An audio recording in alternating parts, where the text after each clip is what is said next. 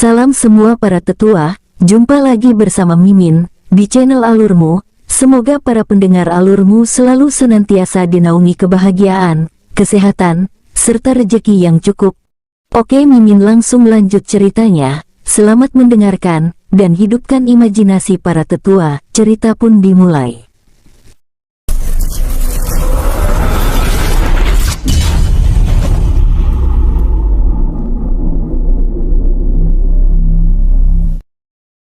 Keesokan pagi Ryu dan Huli Yue keluar untuk melanjutkan perjalanan. Terlihat beberapa orang yang mencurigakan.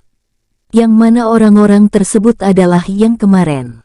Hanya semut, batin Ryu, merasakan tingkat kultivasi mereka masih berada di level 21. UER, Ryu mengisyaratkan untuk cepat pergi.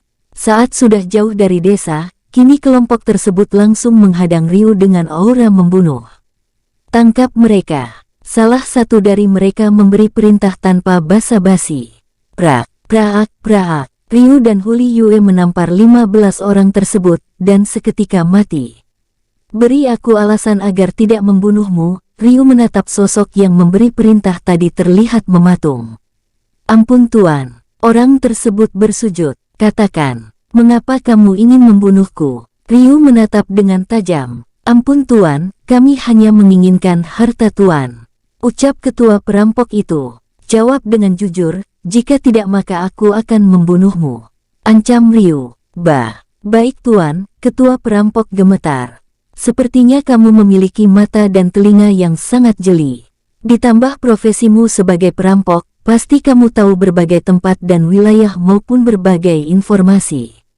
Apa kamu tahu tempat pandai besi di sini? Tanya Ryu. Tuan, aku pernah mendengarnya dari seorang kultivator.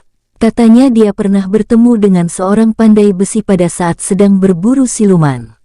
Ucap ketua perampok itu. Lanjutkan. Ucap Ryu. Saat itu dia meminta pandai besi untuk membuatkan sebuah senjata. Lalu pandai besi itu mengatakan, kalau ingin dibuatkan sebuah senjata, dia harus menemuinya di padang rumput di mana ada sebuah bukit di tengahnya. Jelasnya. Padang rumput. Ryu menyelidik. Benar Tuan. Kata kultivator itu dia pernah ke sana, tapi tidak pernah menemukannya, bahkan beberapa kali tersesat karena padang rumput itu sangat luas sejauh mata memandang. Itulah yang aku ketahui Tuan.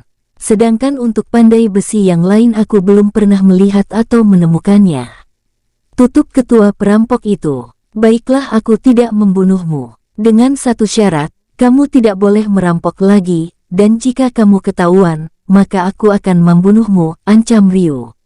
Saya janji Tuan, aku tidak akan mengulanginya lagi. Ketua perampok itu bersujud. Sekarang pergilah, sebelum aku berubah pikiran, ucap Ryu. Baik Tuan, ketua perampok itu langsung lari.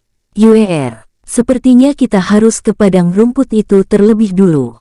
Ryu membuka sebuah peta. Untuk apa ke sana? Huli Yue merasa heran. Menurut informasi, ada seorang master pandai besi misterius. Semoga benar dia yang kita cari.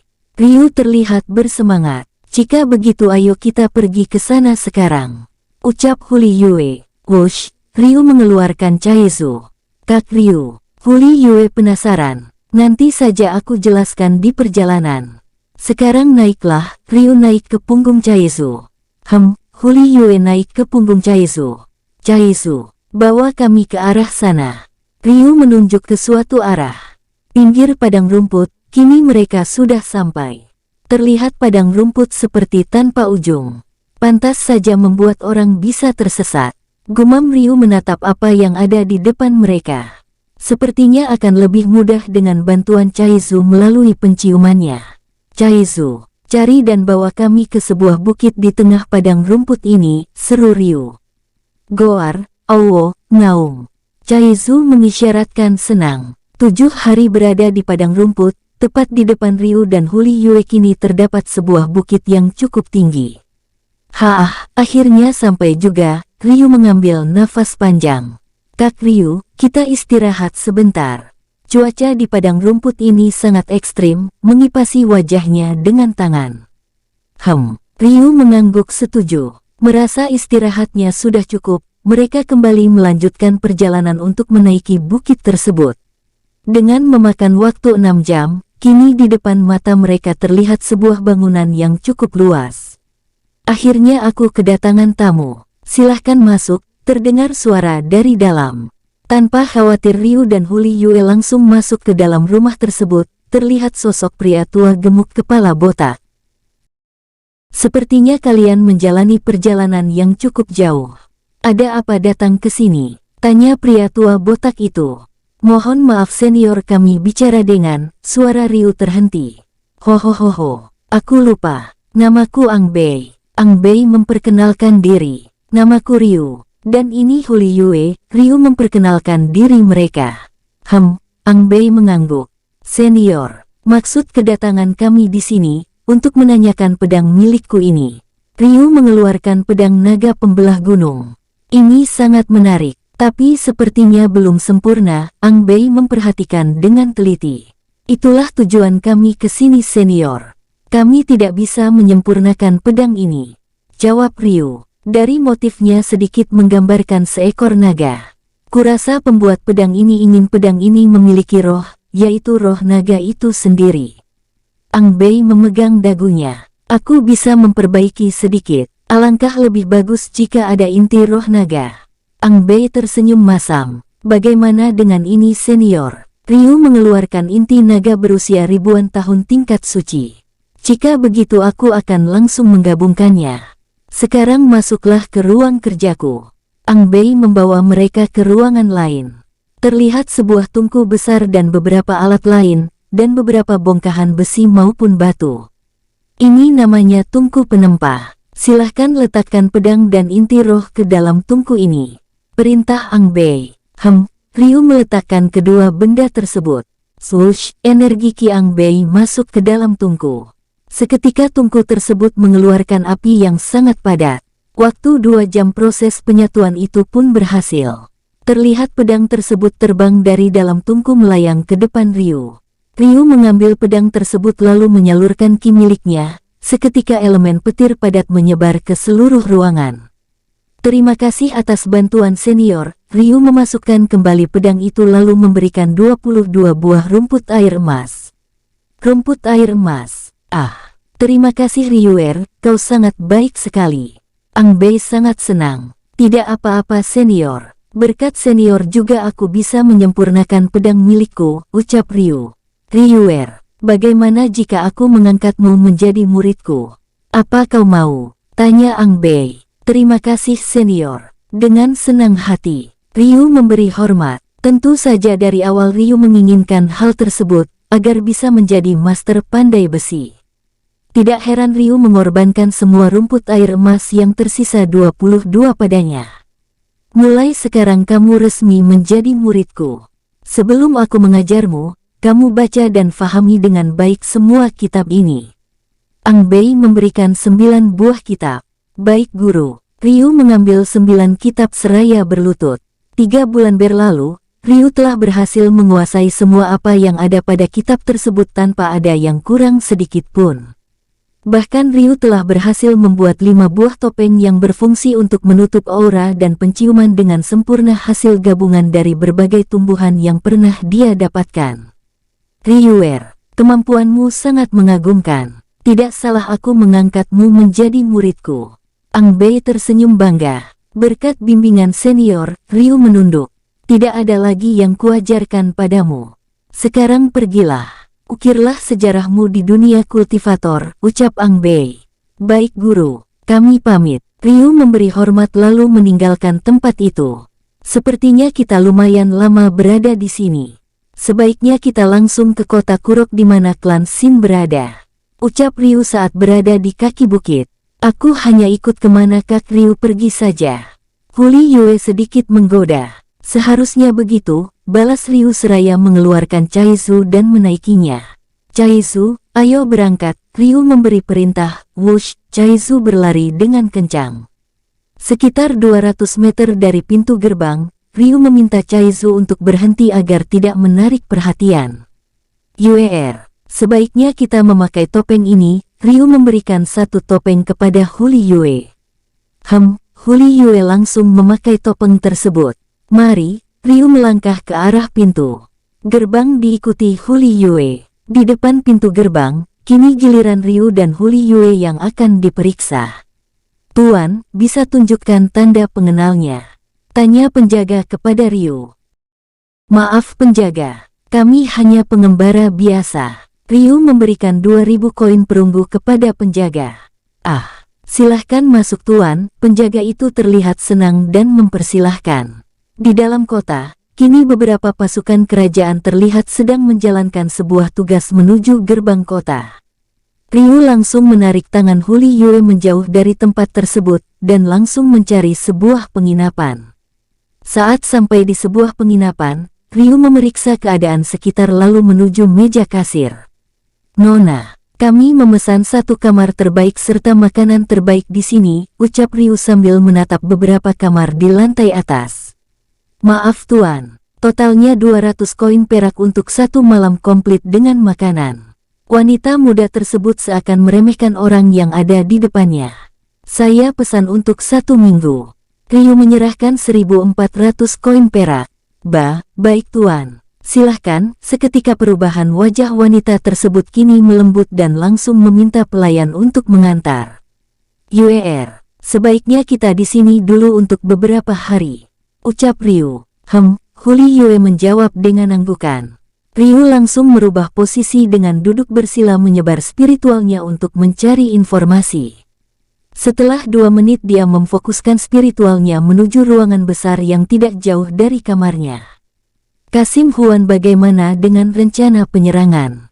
Tanya Shinran. Raja Nukkan sudah memerintahkan semua prajurit untuk siap, karena 1 minggu lagi kita sudah berangkat, ucap Kasim Huan. Lalu bagaimana dengan sekutu dari Kekaisaran Lotus Hitam? Tanya Shinran. Semua sudah diatur. Mereka akan menyerang dari arah utara, sedangkan kita akan menyerang dari arah timur. Sepertinya tidak ada kesalahan lagi, ucap Kasim Huan. Sepertinya sudah pasti kemenangan ada di tangan kita. Apalagi dengan adanya bantuan dari 3 sekte besar cahaya surgawi, kabut tengkorak, dan hijau bambu beserta 10 sekte kecil lainnya. Shinran tersenyum lebar. Jika begitu tidak ada yang perlu dikhawatirkan. Oh ya, ini ada titipan dari putra mahkota untuk Nona Xin Mei. Kasim Huan memberikan sebuah kotak berukuran sedang. Oh, baiklah. Kurasa setelah memenangkan peperangan ini mereka akan melangsungkan pernikahan. Shinran terlihat bangga. Jika tidak ada yang dibahas lagi, saya pamit undur diri. Kasim Huan berlalu pergi. Shinran mengangguk. Dari kamar lain Ryu yang mendengar ucapan tersebut mengepalkan tangannya mengendalikan amarah. Xin Dihai, Patriark Kuilan, Patriark Tong, Patriark Xuan, Xin Mei, Huang Zifan, aku akan membalas kalian berkali-kali lipat, geram Ryu. Kak Ryu, tenangkan dirimu. Mereka semua adalah orang yang berpengaruh besar. Huli Yue mengingatkan. Kamu benar Yuer. Aku harus mencari cara, Ryu berpikir keras. Ryu terus duduk dan mengurut keningnya. Seketika dia menemukan sebuah ide saat melihat cincin ruang miliknya. Itu dia. Kenapa tidak terfikir sebelumnya? Ryu terlihat senang. Kak Ryu, apa yang kamu pikirkan? Huli Yue penasaran. Ayah pernah bilang jika tidak mampu menangkap hewan buas, paling tidak kamu harus mengganggu pikirannya, ucap Ryu. Kak Ryu, apa itu? Tanya Huli Yue. Yuer, kamu akan tahu nanti. Ryu mengeluarkan 5 buah cincin ruang lain dari cincin ruang miliknya. Yuer, sebelumnya kita harus mencari tungku penempat terlebih dulu. Setelah itu kita harus mencari inti roh berusia minimal 1000 tahun untuk membuat cincin ruang level 6 ke atas. Level 6 membutuhkan tingkat dasar. Level 7 membutuhkan tingkat pejuang. Level 8 membutuhkan tingkat petarung. Level 9 membutuhkan tingkat raja. Level 10 membutuhkan tingkat surgawi. Untuk mencari inti roh tingkat petarung ke bawah itu tidaklah sulit. Tapi untuk tingkat raja dan surgawi akan sulit ditemukan, Ryu menjelaskan. Kak Ryu, aku bisa menebak, pasti kamu ingin membuat cincin ruang biasa level 10 kan? Huli Yue memegang dagunya. Benar, karena level 10 luasnya mencapai 10.000 kali 10.000 meter, Ryu berambisi. Tidak usah banyak berpikir, lebih baik kita cari saja dulu. Masalah hasil itu tergantung keberuntungan, ucap Huli Yue. Baiklah, sekarang kita akan pergi ke Asosiasi Pagoda Dagang dulu. Ryu kembali memakai topeng dan beranjak ke Asosiasi Pagoda Dagang. Saat di depan pintu Asosiasi Pagoda Dagang, Ryu dan Huli Yue langsung masuk menuju meja kasir. Pelayan, aku ingin mencari peralatan pandai besi, ucap Ryu. Mari tuan saya antar. Pelayan itu membawa mereka ke sebuah ruangan. Meskipun pelayan tersebut terlihat ragu melihat Ryu, namun karena harus bersifat profesional maka mau tidak mau dia harus mengantar. Silahkan dipilih tuan. Pelayan menunjukkan beberapa jenis peralatan pandai besi. Pelayan, aku ingin peralatan kualitas terbaik dari semua jenis, ucap Ryu. Hah, ternyata masih pemula. Baru memulai sebagai pandai besi saja sudah seperti seorang master, batin pelayan itu. Mengingat Ryu yang baru membeli semua perlengkapan. Pelayan. Ryu menatap pelayan yang seperti sedang melamun. Ada tuan. Totalnya 7.000 koin emas. Pelayan kembali dari lamunannya, tidak peduli pemuda yang di depannya pemula atau tidak, yang penting barangnya laku. Baik, aku akan membelinya. Ryu memberikan uang senilai 7.000 koin emas. Pelayan mengambil koin tersebut, kemudian menuju suatu sudut dan mengambil sebuah peti besar lalu memberikan kepada Ryu. Ada yang lain tuan. Pelayan tersebut sangat puas. Saya mencari tungku penempa terbaik. Apa ada? Ryu menatap ke berbagai sudut tungku, namun yang dia cari tidak ada di situ. Siapa pemuda ini? Tungku penempa hanya bisa dilakukan oleh pandai besi bergelar master level 7 ke atas saja. Pelayan kembali berpikir sedikit menyelidik. Pelayan. Ryu kembali menegur. Ada tuan. Harganya 7 juta koin emas. Itu pun hanya satu, tidak ada yang lain lagi. Pelayan mengukur kekayaan Ryu, menganggapnya sudah kehabisan koin. Baiklah saya beli, Ryu memberi 7 kantong koin senilai 7 juta koin emas. Pelayan langsung memeriksa ke-7 kantong berisi koin tersebut dengan teliti, seketika wajahnya berubah total saat melihat isi dari 7 kantong itu. Mari tuan saya antar, pelayan dengan semangat. Ryu dan Huli Yue mengikuti pelayan tersebut. Tuan, tungku penempa ini didatangkan dari benua bintang. Tungku penempa ini sudah berada di sini selama puluhan tahun. Baru tuanlah yang membelinya, ucap pelayan saat berada di ruangan tempat tungku penempa berada. Ryu tidak terlalu mempedulikan dan langsung mengambil tungku tersebut, memasukkan ke cincin ruang. Tuan, apa ada yang lain lagi? Tanya pelayan. Sepertinya sudah cukup, pelayan. Kami pamit undur diri. Ryu langsung meninggalkan tempat itu keluar dari Asosiasi Pagoda Dagang. Kak Ryu, apa tidak membeli beberapa pil? Huli Yue mengingat Ryu harus menggunakan pil kultivasi untuk meningkatkan kultivasinya. Sepertinya uangku sudah menipis, kurasa hanya untuk kebutuhan 2 atau 3 hari saja. Ryu memasang wajah masam. Tidak masalah Kak Ryu, mungkin kita bisa berburu siluman untuk dijual. Usul Huli Yue. Yuer, apa kamu tidak keberatan? Mengingat kalian dari dunia yang sama. Tanya Ryu. Kak Ryu, kami juga seperti kalian. Ada yang baik dan ada yang jahat. Tapi rata-rata banyak yang jahat. Kata ayah, beberapa dari ras siluman itu sendiri banyak yang membuat dunia baru sebagai tempat tinggal mereka. Itu terjadi jutaan tahun yang lalu. Jadi yang ada di dunia manusia ini hanya bagian kecil, jawab Huli Yue. Bagian kecil, Ryu membayangkan. Siluman yang ada di dunia ini saja sudah merepotkan. Apalagi jika ditambah dari dunia mereka yang lain. Saat pintu dimensi melemah, disitulah beberapa siluman ada yang keluar. Namun tidak bisa kembali lagi. Jelas Huli Yue. Jadi begitu. Ryu merasa ngeri. Lebih baik sekarang kita keluar dari kota ini untuk mencari beberapa siluman yang dibutuhkan untuk meningkatkan level cincin ruang milikku. Jika beruntung, aku juga ingin meningkatkan 5 cincin ruang lain. Ryu melangkah keluar kota. Saat di dalam hutan, Ryu mengeluarkan Chaizu untuk menyusuri hutan lebih dalam lagi.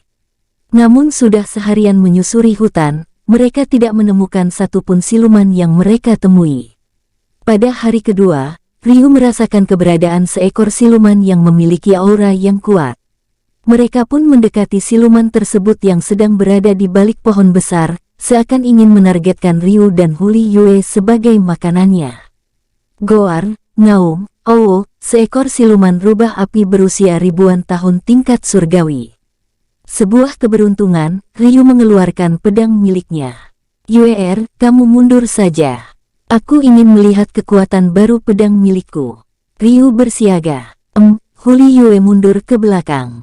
Goar, Owo, Ngaum rubah api menerkam Ryu. Duar, tekanan pedang milik Ryu terpental. Pedang ini luar biasa, gumam Ryu. Tidak ingin kalah. Siluman rubah bangkit kembali dan langsung melesatkan serangannya ke arah Ryu. Lagi-lagi serangan tersebut dapat ditangkis oleh Ryu bahkan mampu membuat siluman rubah api terpental puluhan meter. Puluhan kali rubah api terus melesatkan serangannya, namun tidak ada satupun serangan yang mampu melukai Ryu. Pada akhirnya rubah api itu pun kelelahan bahkan hampir tidak mampu lagi untuk bertahan. Slash, pedang tersebut memotong kepala rubah api. Pedang ini sangat kuat, tapi banyak menguras energi ki milikku, Ryu bergumam. Kak Ryu, Huli Yue berlari kecil ke arah Ryu. Kurasa kita harus mencari beberapa lagi.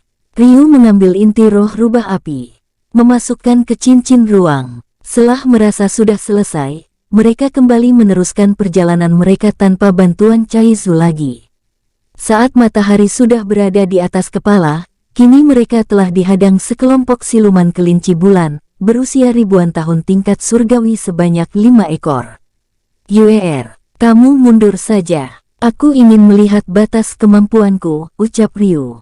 Tapi, Huli Yue merasa khawatir. Yue, percayalah padaku. Ryu, meyakinkan. Kak Ryu, hati-hati, Huli Yue melangkah ke belakang. Majulah. Ryu mengambil pedang dan membuat serangan petir. Duar, gedebuk.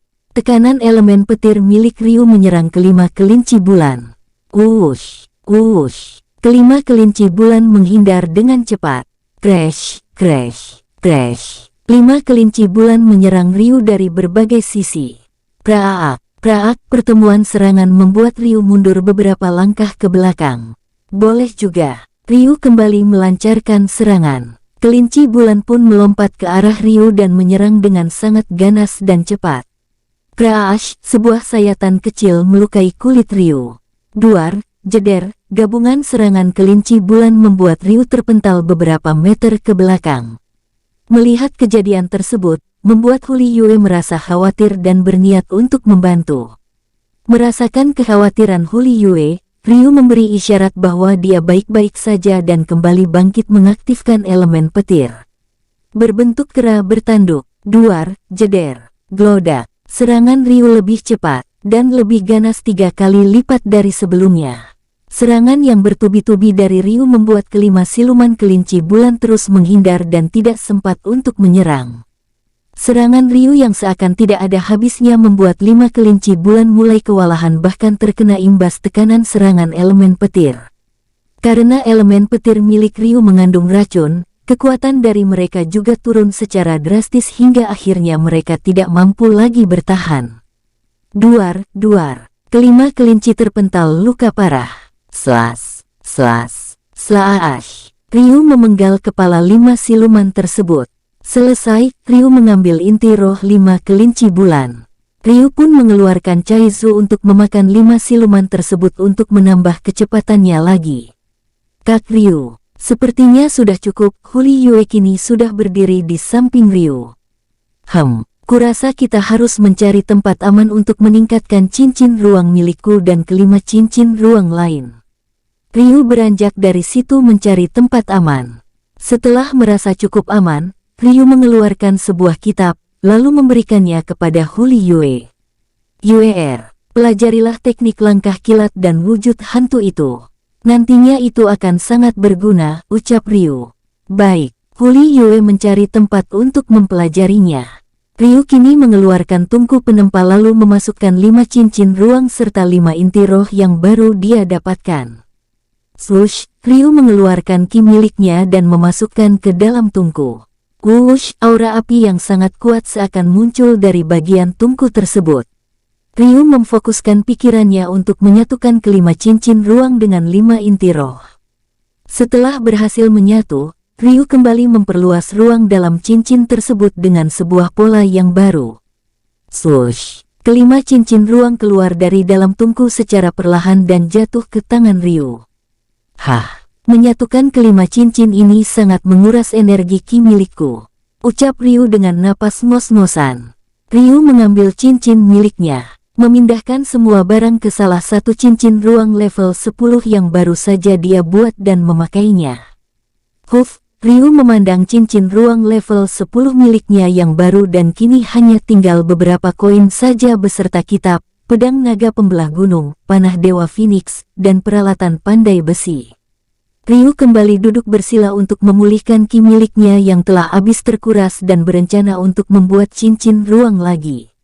Setelah pulih, Ryu kembali melanjutkan pekerjaannya untuk membuat satu cincin ruang. Huli Yue yang baru saja menguasai teknik langkah kilat dan wujud hantu kini berjalan mendekati Ryu yang juga telah menyelesaikan pekerjaannya. Yue, sebaiknya kita kembali ke kota lagi untuk beristirahat. Karena nanti malam dan selanjutnya kita memiliki pekerjaan yang berat. Ryu mengeluarkan Chaizu lalu menaikinya. Huli Yue mengangguk lalu naik ke atas Chaizu. Chaizu, ayo jalan. Ryu memberi perintah. Saat malam tiba di kediaman klan Shin. Kak Ryu, jadi ini tujuanmu memintaku mempelajari teknik itu? Tanya Huli Yue. Ryu mengangguk menuju gudang harta keluarga Shin. Kak Ryu, Huli Yue membulatkan mata setelah melihat tumpukan peti besar berjumlah 20 buah yang berisi uang koin. Kuras semuanya. Kita harus memberi pelajaran untuk orang yang telah menyiksa kita dulu. Lagi pula mereka akan merencanakan sebuah peperangan. Hal itu akan membuat wargalah yang banyak terkena dampaknya. Ryu memberikan satu cincin ruang kepada Huli Yue. Huli Yue mengangguk setuju sepemikiran dengan Ryu. Tidak sampai di situ saja, mereka juga menguras semua jenis senjata, berbagai macam pil, tumbuhan herbal dan inti roh siluman hingga beberapa tumpukan batu meteor. Setelah semua telah habis, mereka bergegas keluar dari tempat tersebut menuju ke kota kerajaan Nukan dengan bantuan Chaizu yang kini 3 kali lebih cepat dari sebelumnya. Chaizu, ternyata kamu sangat keren memakai topeng itu. Ryu menatap Chaizu yang sedang berlari membawa mereka. Roar, ngaum Chaizu menandakan bahwa dia juga sangat senang sambil berlari. Setelah berlari selama 7 jam, kini mereka telah berada di dalam istana Raja Nukan dan langsung meminta Chaizu untuk mencari yang mereka inginkan. Setelah mencapai ke tempat yang mereka inginkan, Ryu memasukkan Chaizu lalu menembus dinding penyimpanan harta dengan mode hantu. Pantas saja mereka ingin menguasai kekaisaran Lotus Putih, gumam Ryu saat melihat tumpukan peti besar yang berjumlah 50 buah berisi uang koin. Setelah berhasil menguras semua harta, mereka langsung menuju gudang senjata yang kini berjejer hampir memenuhi ruangan tersebut. Sekarang kita ke sumber daya. Ryu dan Huli Yue menuju ke gudang sumber daya. Sesampainya di situ, kini berjejer berbagai jenis pil dan tumbuhan herbal yang tak terhitung jumlahnya beserta puluhan kitab. Meskipun tidak menemukan inti roh, namun Ryu sangat puas karena telah berhasil menguras semua harta milik kerajaan. Setelah semua habis, mereka langsung menggunakan langkah kilat ke arah target mereka selanjutnya, mengingat hari sudah mulai pagi. Saat Ryu melihat Huli Yue sudah lelah, dia pun berinisiatif mengeluarkan Chaizu mengingat posisi mereka sudah aman.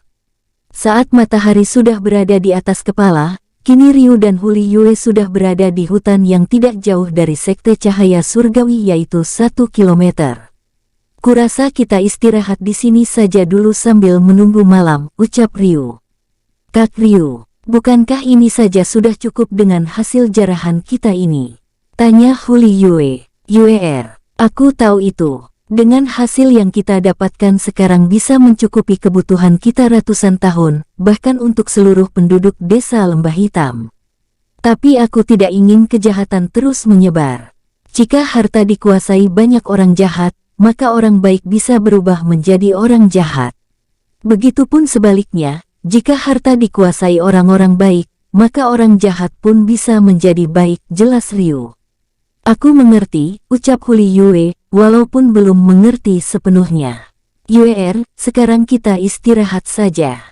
Sepertinya di sini aman. Ryu mengeluarkan Chaizu. Chaizu, tolong jaga kami saat kami istirahat.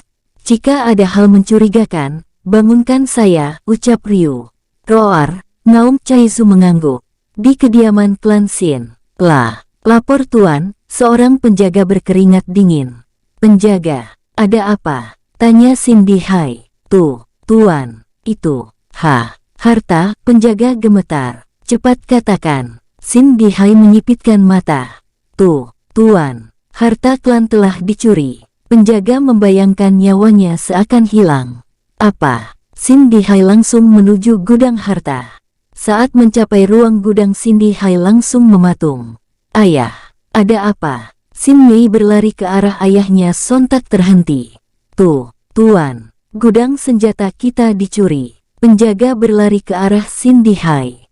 Lapor tuan, semua sumber daya telah dicuri. Penjaga lainnya berlari melaporkan kejadian ini. Mendengar semua harta klan telah dicuri, Cindy Hai dengan wajah marah dengan aura membunuh yang sangat kuat. Duar, jebret, Cindy Hai melampiaskan kemarahannya kepada salah satu penjaga. Kerahkan semua prajurit serta seluruh anggota klan. Cari pelakunya ke semua sudut kota. Perintah Cindy Hai. Ayah, aku juga ikut mencarinya. Biar tanganku sendiri yang akan membunuhnya. Xin Mei meninggalkan ruangan. Di istana kerajaan. Yang mulia, ini gawat. Semua harta kita telah habis dicuri. Kasim Huan terlihat buru-buru. Apa? Bagaimana bisa? Wajah Raja Huang Nukan seketika memerah. Yang mulia, hamba sudah kerahkan semua prajurit juga beberapa kultivator untuk mencari pelakunya, ucap Kasim Huan. Kasim Huan utus mata-mata untuk menyelidiki kasus ini. Aku yakin orang misterius ini berasal dari klan Shin, atau salah satu dari sekte besar itu, ucap Raja Nukan. Baik tuan, hamba mohon pamit. Kasim Huan meninggalkan ruangan tersebut. Di sebuah bangunan tua terletak di pinggir hutan yang tidak jauh dari kota Korok, kini terlihat sosok wanita cantik sedang melamun. Dari pipinya yang halus terlihat air bening jatuh dari kelopak matanya, seakan menyimpan kesedihan yang mendalam. Kak Ryu, terdengar suara serak seakan tenggorokannya sudah mengering. Di tengah lamunannya terdengar suara penduduk yang sedang melewati rumah tua yang terlihat seperti sudah lama tidak ditinggali. Saudara, apa kau tahu kenapa banyak para prajurit dan anggota klan Shin begitu ramai menyusuri sudut kota? Tanya Chun. Saudara, saat aku berada di penginapan waktu mengantar pesanan, di sana ku dengar mereka sedang mencari pelaku perampokan di keluarga Shin, jawab Ho. Berani sekali perampok itu. Jika pelakunya tertangkap, sudah pasti akan mati mengenaskan, ucap Chun. Kamu benar, tapi perampok ini tidak tanggung-tanggung, semua harta klan Shin tidak ada satupun yang tersisa, ucap Ho. Saudara, apa itu benar? Tanya Chun. Aku dengar sendiri dari beberapa prajurit, tegas Ho. Besar sekali nyali perampok itu. Aku yakin dia pasti bukan orang biasa, ucap Chun. Kurasa begitu. Sudahlah, lebih baik kita pikirkan cara untuk mencari makan, ucap Ho. Kamu benar. Kedua warga itu melanjutkan perjalanan. Kak Ryu, aku yakin pasti kamu pelakunya. Kenapa tidak kepikiran sebelumnya, batin Xin Chie. Kurasa Kak Ryu akan menargetkan ketiga sekte besar itu lagi. Aku harus cepat-cepat ke sana, ucap Xin Chie. Kak Ryu, kurasa dengan meninggalkanmu aku bisa menjalani hidupku dengan baik, tapi ternyata aku salah besar. Wajah Xin Chie yang awalnya lesu, kini terlihat cerah kembali. Jingying, ayo berangkat. Xin Chie melesat terbang ke arah barat. Saat malam hari, Ryu dan Huli Yue kembali menjalankan aksi mereka, di mana mereka telah berada di belakang sebuah bangunan tempat penyimpanan harta. Tanpa menunggu lama, mereka langsung menjarah semua harta milik Sekte Cahaya Surgawi. Dari hasil jarahan, mereka telah mendapatkan 15 peti besar yang berisi uang koin, puluhan senjata, puluhan kotak pil, beberapa inti roh, dan beberapa kitab. Setelah berhasil menguras harta, mereka langsung menuju ke Sekte Hijau Bambu. Saat mereka sudah berada di belakang sekte, kini terlihat sebuah bayangan yang sedang menuju ke arah mereka. Wush, bayangan tersebut berdiri di depan mereka. "Kak Ryu," suara pelan Xin Cie memanggil. Mendengar ucapan tersebut, Ryu dan Huli Yue saling berpandangan lalu pergi menjauh dari tempat itu yang juga diikuti Xin Cie. Setelah merasa sudah aman, mereka menghentikan langkahnya lalu menatap Xin Cie penuh selidik. "Kak Ryu." Xin Cie tanpa ragu langsung lari memeluk Ryu dengan erat. "Cier, bagaimana kamu bisa mengenalku? Lalu apa yang kamu lakukan di sini?" Ryu yang masih heran mencoba melepaskan pelukan Xin Cie. Huli Yue yang melihat aksi berpelukan tersebut kini muncul rasa cemburu, namun dia berusaha untuk menahan dan percaya sepenuhnya pada Ryu. Setelah merasa sudah puas, Xin Cie melepaskan pelukannya, lalu menatap mereka berdua bergantian. "Kak Ryu, sekalipun kamu memakai penghilang aura, aroma atau apapun itu, aku bisa mengenalmu dari sini." Xin Cie memegang tangan Ryu lalu menempelkan ke dadanya. Dek, Huli Yue merasa jantungnya seakan terhenti dengan suasana hati yang sangat buruk. Xin Cie pun memandang ke arah Huli Yue dengan senyuman hangat. "Kamu pasti adik Yue?" tanya Xin Cie. "Benar Kak Cie." Suasana hati Huli Yue perlahan membaik. "Adik Yue, maaf sebelumnya aku tidak sempat berpamitan denganmu, karena ada beberapa hal yang harus aku kerjakan," ucap Xin Cie. "Tidak masalah Kak, aku sudah paham." Huli Yue sangat senang lalu membuka topengnya. "Sekarang tingkat kultivasimu semakin baik." "Selamat ya." Xin Cie mengukur tingkat kultivasi Huli Yue. "Terima kasih Kak, sepertinya punya Kak Cie lebih tinggi dari kami." Huli Yue mengukur tingkat kultivasi Xin Cie yang sudah lebih tinggi dari mereka. "Itu semua berkat Kak Ryu." Xin Cie balik menatap Ryu. "Cier, mengapa kamu ada di sini?" Ryu mengulangi pertanyaannya. "Jika kalian ingin merampok Sekte Hijau Bambu, kalian sudah terlambat." Xin Cie mengeluarkan 12 peti besar yang berisi uang koin, puluhan senjata, 10 kotak besar berisi pil, tumbuhan herbal dan 1 buah kitab. "Sepertinya tujuan kita sama. Lebih baik kita lanjutkan ke Sekte Kabut Tengkorak," ucap Ryu. "Baik," jawab mereka serempak. "Cier." Ryu memberikan 1 topeng kepada Xin Cie. "Kak Ryu, topeng ini apa namanya?" tanya Xin Cie. "Aku belum memberikan nama. Nanti lagi bicaranya. Tunggu kita sudah menyelesaikan pekerjaan." Ryu menutup pembicaraan. Xin Cie yang awalnya ingin bertanya kini mengurungkan niatnya lalu mengeluarkan Jingying, sedangkan Ryu dan Huli Yu menaiki Chaizu. Setelah 7 jam perjalanan, mereka sudah berada di ruang penyimpanan harta milik Sekte Kabut Tengkorak. Dari sekte tersebut mereka berhasil mengumpulkan 13 peti besar berisi uang koin, puluhan senjata dan berbagai jenis puluhan inti roh, 5 kotak besar pil dan 27 kitab.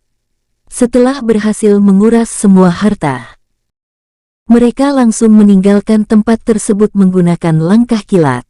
Merasa sudah berada di tempat yang aman, mereka mencari sebuah goa sebagai tempat persembunyian untuk beberapa saat. "Sepertinya goa ini tidak ada penghuninya. Kurasa kita akan bersembunyi di sini untuk beberapa saat." Setelah masuk ke dalam goa, mereka menggabungkan kekuatan spiritual untuk menggeser batu besar yang tidak jauh dari goa. "Sekarang kita istirahat saja dulu." Ryu mengambil sebuah tempat untuk beristirahat. Xin Cie dan Huli Yue juga mengambil tempat dan beristirahat. 2 hari kemudian, kini kondisi mereka sudah pulih total lalu menceritakan beberapa kejadian yang telah mereka jalani saat mereka berpisah di hutan bagian timur desa Lembah Hitam. Huli Yue pun langsung bertanya mulai dari awal saat Xin Cie membawa Ryu menuju dunia peri. Dengan polosnya Xin Chie menceritakan semua yang terjadi, mengingat mereka berdua sama-sama wanita. Tentu saja hal itu membuat Ryu merasa malu sekaligus tidak enak, mengingat Huli Yue adalah istrinya tanpa sepengetahuan Xin Chie. Mendengar dari cerita Xin Chie, Huli Yue seakan merasa bersalah sekaligus kasihan, karena begitu besar pengorbanannya untuk Ryu hingga bisa seperti sekarang. Kini Huli Yue menceritakan serangkaian kejadian mulai saat bersama ayahnya Huli Bai, sampai di mana mereka bertemu saat ini. Mendengar bahwa Huli Yue dan Ryu sudah menikah, sontak Xin Chie terlihat kaget dengan wajah murung. Walaupun Huli Yue seekor rubah giok bulan, tapi sebagai sesama wanita tentu saja dia mengerti dan berusaha untuk menghiburnya. Tanpa Ryu sadari karena sedang asik membaca beberapa kitab, mereka berdua saling berbisik satu sama lain hingga terlihat terjadinya sebuah kesepakatan. Yuer, Cier. Kurasa kalian harus membaca semua kitab ini untuk menambah pengetahuan. Ryu menumpuk kitab yang mereka dapat. Mereka mengangguk setuju. Hari demi hari mereka terus mempelajari semua isi dari kitab tersebut hingga tuntas dan hafal. Setelah beberapa bulan kini mereka semua telah menguasai semua yang ada dalam kitab tersebut, baik dari beberapa gerakan, jurus serta pemahaman-pemahaman lain untuk menunjang tingkat kultivasi mereka. Meskipun tidak terlalu penting namun bagi Ryu hal itu adalah dasar yang kadang dilupakan oleh para kultivator. Hal itulah yang membuatnya lebih cepat dari kultivator lain pada umumnya. Bukan karena garis darah, tapi karena tekad dan kerja keras.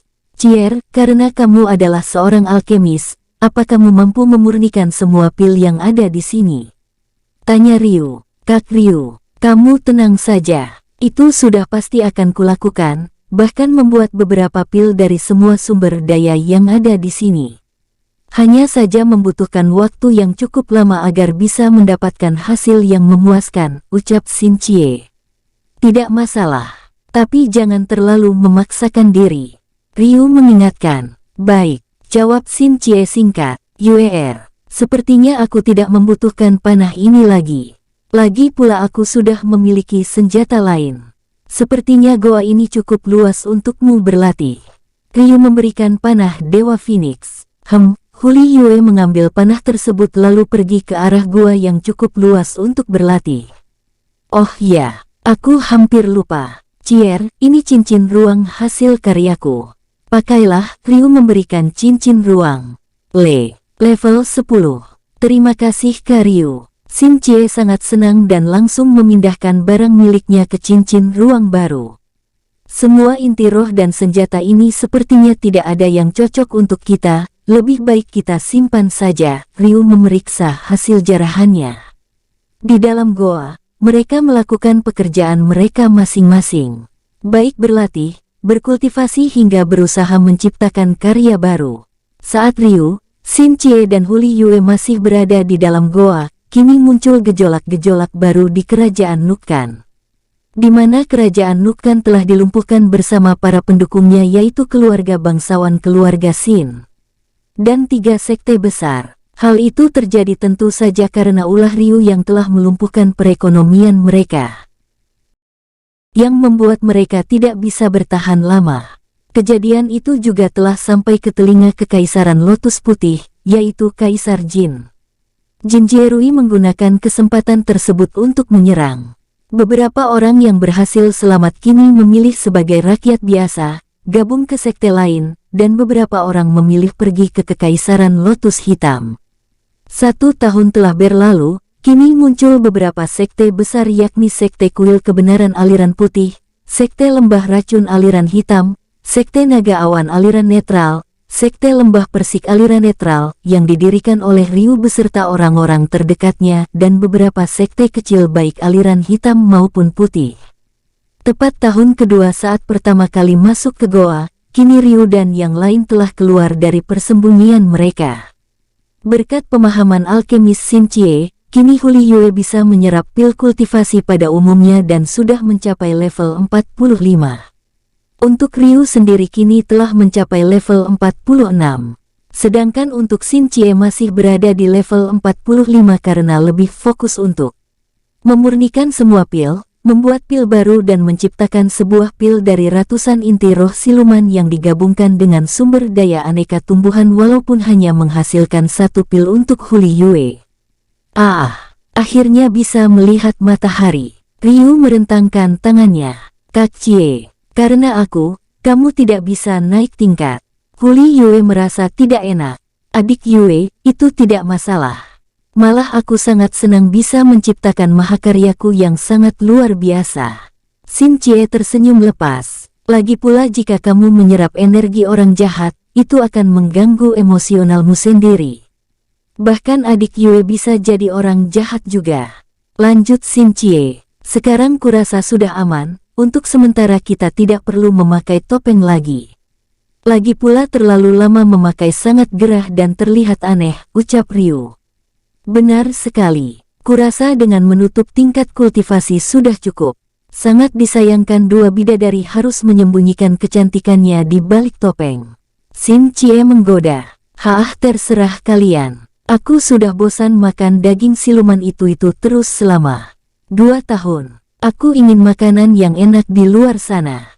Ryu mengeluarkan caisu. Kak Ryu duluan saja. Aku ingin mengajak adik Yue menggunakan jinging sambil melihat pemandangan. Xin Cie mengeluarkan jinging. Baiklah, aku tunggu kalian di penginapan kota Kiria. Ryu langsung meminta Caisu jalan duluan. Adik Yue, kota Kiria sudah dekat dari sini. Kurasa tidak sampai 1 kilometer. Lebih baik kita lihat pemandangan dulu, ucap Xin Cie. Huli Yue mengangguk setuju. Dia juga ingin melihat pemandangan dari balik awan. Sesampainya di penginapan, Ryu langsung masuk menuju ke sebuah meja kosong yang terletak paling pojok. Mau pesan apa tuan? Tanya pelayan wanita muda sambil menatap Ryu sambil menggoda. Pelayan, aku mau pesan semua makanan terbaik di sini. Jangan lupa satu arak terbaik di sini. Ucap Ryu tidak memperdulikan tatapan itu. Baik tuan, pelayan wanita itu menuju arah dapur. Tidak menunggu lama, pesanan pun datang yang kini hampir memenuhi meja. Pelayan, berapa totalnya? Tanya Ryu. Semua senilai 800 koin perak tuan. Ucap pelayan wanita itu. Ryu memberikan 800 koin perak. Terima kasih tuan. Selamat menikmati, ucap pelayan wanita dengan tatapan menggoda. Sambil menunggu kedatangan Xin Cie dan Huli Yue, Ryu sambil mendengar beberapa informasi perkembangan yang ada pada saat ini sekarang dari beberapa meja yang cukup jauh darinya. Siapa pemuda itu? Sepertinya orang baru, tanya seorang wanita berpakaian sekte. Kurasa begitu. Sepertinya dia sangat tampan, apa kau menyukainya? Tanya wanita lain di meja itu dengan pakaian yang sama. Siapa yang bisa menolakku? Li Wei adalah murid tercantik dan juga berbakat di sekte bulan sabit, ucap yang bernama Li Wei. Ryu yang mendengar itu langsung tersedak batuk lalu mengambil segelas arak. Saudari Wei, sepertinya pemuda itu mendengarkan pembicaraan kita, ucap yang lain. Tidak lama Xin Cie pun datang sambil mencari di mana Ryu duduk. Setelah menemukan meja Ryu, Xin Cie pun berbisik ke Huli Yue lalu menuju ke meja kasir untuk memesan meja, lalu berjalan perlahan ke arah Ryu. Semua pria yang ada di ruangan itu kecuali Ryu, terus memperhatikan mereka berdua. Seakan ingin berkenalan dengannya. Apa Nona ingin mencari tempat? Di sini kursinya masih kosong. Kita bisa santai di sini. Biar aku yang traktir. Salah satu pemuda menawarkan diri. Maaf tuan. Kami sudah memilih tempat lain. Mereka langsung duduk di dekat Ryu. Kejadian itu membuat satu sama lain, Li Wei yang awalnya sudah percaya diri ingin duduk bersama Ryu kini mengurungkan niat. Dengan wajah masam, pemuda yang tadi juga memasang wajah masam, karena niat ingin berkenalan tapi malah seperti dipermalukan. Kalian dari mana saja? Aku sudah lapar. Ryu menggerutu. Maaf suamiku. Mari kita makan sekarang. Adik Yue, kenapa tidak menyediakan piring untuk suami kita? Xin Cie sengaja memberatkan nada suaranya merasa risih dengan tatapan yang tertuju pada mereka. Sontak semua terlihat murung setelah mendengar ucapan dari Xin Cie. Harapan mereka kini telah pupus. Beruntung sekali pemuda itu punya 2 istri, kurasa dia bukan orang sembarangan. Ucap yang lain, kamu benar, hanya keluarga kerajaan, bangsawan atau saudagarlah yang mampu punya 2 istri bahkan lebih, timpal yang lain. Setelah selesai makan, mereka langsung naik ke lantai 2 di mana kamar sudah dipesan oleh Xin Cie sebelumnya. Kalian berdua jangan terlalu berisik, telingaku sangat peka, goda Xin Cie sambil menuju tempat tidur yang lain. Yuer, apa yang terjadi sama Cier? Sepertinya dia sekarang sedikit berbeda. Ryu merasa heran. Entahlah, mungkin karena dia seorang alkemis, jadi sedikit ada perubahan, jawab Huli Yue. Hah, sebaiknya kita istirahat saja. Ryu berjalan ke tempat tidur seraya berbaring. Kak Ryu, kemana kita selanjutnya? Huli Yue kini sudah berbaring di samping Ryu. Sebenarnya aku ingin belajar berbagai hal dari para master yang ada di dunia ini, tapi aku masih belum tahu keberadaan mereka. Entah berada di benua ini atau di benua lain, ucap Ryu. Kalau kita pergi, bagaimana dengan Kak Cie? Apa dia ikut dengan kita? Tanya Huli Yue. Itulah yang kufikirkan. Apalagi dia sekarang hanya sebatang kara. Apa kita antar dia ke sekte lembah persik saja? Tanya Ryu. Kak Ryu, bukankah kamu tahu sendiri kalau Kak Cie juga sangat mencintaimu? Dia pasti tidak mau tinggal di sekte, jawab Huli Yue. Bukankah aku sekarang adalah suamimu? Sampai akhir hayat aku adalah suamimu. Begitupun sebaliknya, ucap Ryu. Kak Ryu, aku pun berpikir begitu. Tapi kamu harus ingat pengorbanannya untuk kita. Dia harus kehilangan keluarganya demi kita. Ditambah lagi bagaimana saat dia menjagamu saat berada di gunung es. Kak Cie mengabaikan kehormatannya agar tubuhmu tetap hangat. Hal itu sangat tabu untuk seorang wanita. Huli Yue terlihat serius. Kamu ada benarnya. Aku juga merasa sangat bersalah. Apa kamu setuju jika aku menikah dengannya? Tanya Ryu. Untuk Kak Cie aku tidak keberatan. Apalagi dalam dunia kultivator, itu adalah hal biasa. Yang penting mampu. Huli Yue kini terlihat senang. Lebih baik kita tidur sekarang. Besok lagi kita pikirkan. Ryu mengusap rambut Huli Yue sambil menutup matanya. Pada keesokan pagi mereka keluar dari penginapan dan langsung berangkat menuju ke sekte lembah persik dengan bantuan Jingying. Setelah menempuh perjalanan selama 5 hari, kini mereka telah sampai di sekte lembah persik. Ryu dan yang lain sangat senang saat melihat perkembangan sekte yang begitu cepat selama kurang dari 3 tahun ini. Tidak sulit bagi Ryu untuk masuk ke sekte tersebut karena penjaga gerbang sekte lembah persik adalah muridnya dulu. Mereka juga langsung diantar oleh penjaga menuju ke ruang rapat sekte yang kini terlihat Patriark dan beberapa tetua yang masih familiar di mata Ryu. Patriark Feng juga menceritakan tentang berbagai macam hal yang terjadi selama Ryu tidak ada. Dari keterangan Patriark Feng, para tetua dan guru kini rata-rata sudah berada pada level 35 dan 36. Sedangkan untuk para guru dan penjaga juga berada pada level 34 dan 35. Hal itu tentu saja berkat rumput air emas dan tentu berkat kerja keras mereka sendiri. Untuk muridnya sendiri kini sudah ada sekitar 2.500 orang yang membuat mereka kewalahan dan harus mengangkat 10 orang sebagai guru dan 5 orang sebagai tetua dari murid Ryu sebelumnya. Mereka juga bekerja sama dengan beberapa kepala desa untuk mencari bibit baru agar bisa menjadi murid sekte lembah persik.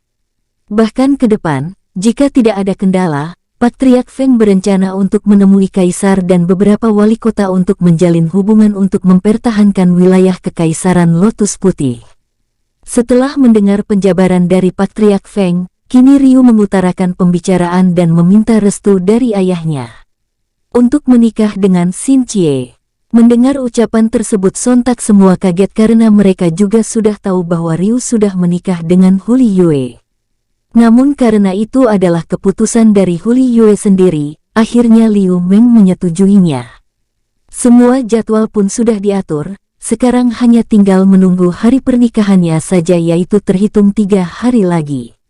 Merasa semua sudah selesai, Ryu pun pamit undur diri ke kamarnya untuk beristirahat diikuti Xin Cie. Kak Cie, berhasilkan. Bisik Huli Yue. Terima kasih atas bantuannya adik Yue. Xin Cie sedikit malu bercampur senang. Kak Cie, kau kan alkemis. Kau harus membuat sebuah pil untuk kita berdua agar tidak hamil, bisik Huli Yue. Sontak Xin Cie terbatuk mendengar ucapan tersebut, membuat Ryu yang sedang berjalan di depan mereka penuh selidik. Apa yang kalian bisikkan dari tadi? Ryu menyelidik. Ini masalah privasi wanita, jawab mereka serempak. Kenapa kamu menyuruhku untuk bikin pil itu? Tanya Xin Cie pelan. Kakak kan tahu kalau Kak Ryu pasti akan berkeliling di benua ini, bahkan keliling dunia. Apa kita mau saat menjelajahi dunia sambil menggendong anak? Huli Yue bicara pelan. Kalau begitu tenang saja adik Yue. Aku akan membuatnya untuk kita, jawab Xin Cie. Setuju, mereka serempak. Tanpa terasa kini mereka sudah berada di kamar sambil menatap Ryu yang kini sudah tertidur dengan nyenyak. Kak Cie, kau tidur di samping kanannya sana. Biar aku di samping kiri. Ucap Huli Yue polos. Xin Cie hanya menurut, meskipun sedikit malu. 3 hari kemudian, kini pernikahan mereka pun telah digelar. Terlihat Ryu dan Xin Cie telah duduk di pelaminan yang juga didampingi oleh Huli Yue. Banyak dari para tetua dan para guru, murid menyanjung ketiga sosok tersebut. Karena kecantikan Huli Yue dan Xin Cie terlihat seperti bidadari, disandingkan dengan Ryu yang sangat gagah dan tampan memiliki aura terpancar seperti seorang kaisar yang berwibawa. Ikrar janji pun diucapkan sumpah setia hingga akhir hayat sampai maut memisahkan. Resepsi selesai, kini para tamu undangan dipersilahkan untuk mencicipi semua masakan yang telah disediakan, dan dilanjutkan dengan sebuah hiburan sampai seharian penuh. Setelah semua selesai, Ryu dan Xin Cie dipersilahkan untuk masuk ke kamar pengantin. Pada keesokan hari, Ryu keluar dari kamar dan berniat pamit untuk melanjutkan perjalanan mereka lagi. Di dalam ruangan tersebut kini ada Patriark Feng, Tetua Meng, Tetua Sen, Tetua Jianheng dan Tetua Jianying. Salam Patriark, Ayah, Tetua Sen, Tetua Jianheng, Tetua Jianying. Ryu menundukkan kepala. Semua membalas memberi hormat. Ryuer, ada apa pagi-pagi sudah datang ke sini? Bukankah ini masih masa menikmati pernikahanmu? Tanya Liu Meng. Salam Patriark, Paman dan semuanya. Xin Cie dan Huli Yue masuk ke ruangan. Ayah, aku datang ke sini untuk mohon diri kembali, ingin melanjutkan perjalanan, ucap Ryu. Ryuer, Yuer, Cier. Paling tidak kalian berangkat besok pagi saja. Jangan terlalu buru-buru, ucap Liu Meng. Baik Paman, Xin Cie dan Huli Yue menyahut setuju. Maaf Patriark Feng, tidak ada salahnya jika hal ini dibicarakan kepada saudara Sen, usul Dong Sen. Tetua Sen, apa ada masalah? Tanya Ryu. Tetua Sen, tolong jelaskan. Lin Feng menatap Dong Sen. Saudara Ryu, ini masalah rumput air emas. Di mana waktu panen yang tepat semakin memakan waktu lama. Jika dipanen sebelum waktunya pasti akan mengurangi populasi mereka. Aku tidak mau hal itu terjadi, meskipun kebutuhan anggota sekte semakin meningkat oleh bertambahnya anggota, ucap Dong Sen. Jadi begitu, sepertinya aku bisa membantu. Ryu mengeluarkan 55 peti besar berisi emas. Apa ini? Semua membulatkan mata. Patriark, Paman, semoga ini juga bisa membantu. Xin Cie mengeluarkan 10 peti besar. Aku juga. Huli Yue mengeluarkan 10 peti besar. Ryuer, dari mana kalian mendapatkan koin sebanyak ini? Liu Meng menyelidik. Kami mencurinya dari kerajaan Nukan, klan Xin dan 3 sekte busuk itu. Ryu berbicara jujur. Tetua Meng, aku sudah menduga bahwa Ryuer adalah pelakunya. Tapi kali ini aku sependapat. Bahkan bisa dibilang keputusan yang tepat. Lin Feng mendukung. Patriark Feng, Tetua Meng. Aku juga setuju. Jika bukan karena ini, mungkin kekaisaran Lotus Putih akan dikuasai orang-orang jahat. Dong Sen juga ikut mendukung. Kalian ada benarnya. Ryuer, kamu telah dewasa, jadi kamu sudah tahu mana yang benar dan mana yang salah. Lakukanlah jika menurutmu baik. Berkatmu secara tidak langsung telah membantu Kaisar. Ucap Liu Meng. Ayah tenang saja. Aku akan selalu mengingat pesan ayah. Lagi pula dengan begini aku bisa membantu orang yang membutuhkan, ucap Ryu. Jika begitu, kekhawatiran kita sudah terpecahkan, ucap Jian Heng. Ayah, kami masih ada yang lain. Ryu memberikan puluhan kitab dan semua senjata dari rampasan mereka serta 3 kotak besar yang berisi pil dari berbagai jenis yang berjumlah 3.000 pil. Aku juga, Huli Yue memberi 3 kotak besar dengan isi yang sama dengan Ryu. Paman, Patriark mohon terima, lagi pula kami masih bisa membuatnya. Xin Chie mengeluarkan 3 kotak besar yang berisi pil dengan nilai yang sama. Hah? Apa kalian ingin membuat kami jantungan? Ini sudah menyamai harta kekaisaran, ucap Lin Feng. Patriark Feng, coba buka kotak pil itu. Kurasa Patriark benar-benar akan terkena serangan jantung, ucap Ryu dengan bangga. Mendengar ucapan tersebut, Lin Feng mengambil salah satu pil dari kotak tersebut. Ini, 100%. Siapa yang membuatnya? Tanya Lin Feng. Apa? Yang lain terkejut. Aku sendiri yang membuatnya. Apa paman mengenali tingkat kemurnian pil? Tanya Xin Chie. Aku mengenalnya dengan baik dari bentuk warna, aroma dan auranya. Kau sudah bisa menyandang gelar Master Alkemis. Jika di luar sana masih berada pada tingkat kemurnian 50% saja. Sedangkan ini sudah mencapai 100%. Sungguh berkah langit seumur hidupku bisa melihat dengan mataku sendiri. Master Alkemis, Lin Feng memberi hormat. Jangan terlalu berlebihan Patriark. Aku tetap Xin Chie, dan selamanya akan menjadi diriku sendiri. Xin Chie merendah. Cier, sekalipun kau seorang master, tapi kau tetap menantuku. Jangan sampai ada orang lain tahu akan hal ini. Cukup kami di sini saja. Itu akan membahayakanmu dan juga orang di sekitarmu, ucap Liu Meng. Nasihatmu akan selalu kuingat paman. Xin Chie menunduk. Untuk semua yang ada di sini, tolong rahasiakan ini kepada siapapun. Ucap Lin Feng. Semua mengangguk. Dengan harta seperti ini, sekte kita akan bertambah kuat.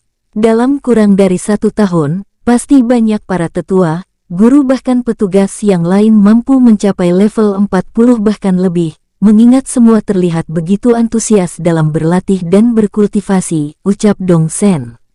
Tetua Sen, kamu atur sebaik mungkin sumber daya kita. Lin Feng menatap Dong Sen. Baik Patriark, Dong Sen menunduk. Tetua Meng, sepertinya kita akan menambah bangunan dan memperluas wilayah sekte lagi. Lin Feng tersenyum lebar.